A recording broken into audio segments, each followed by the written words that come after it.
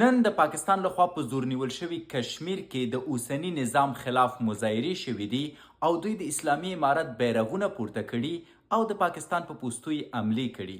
د دې له امله حکومت پریشانه شوی دی. دوی دفتن په کشمیر کې انټرنیټ پرې کړی دی او ورسره یې ځانګړي عساکر لیږلي دي تر څو هلته مظاهرې له منځه یوسي.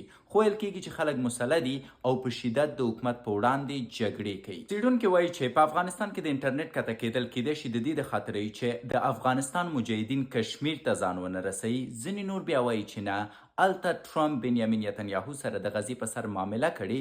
شاید انټرنیټ د دې د خاطره قطع شوی تر څو ټرمپ ځان افغانستان ته ورسوي او د افغانستان د اډو په واسطه پاکستان له منځه یوسي. په ټوله کې سیاسون وایي چې پلان په پاکستان دی. دا چې خبره سمه ده او که نه، وخت به یې ځواب ورکوي، ځکه پاکستان هم یوازې نه دی، د چین غوندې حکومت یې طرفداری کوي. ستاسو یې په اړه نظر څه دی؟ حتما راته ووایاست.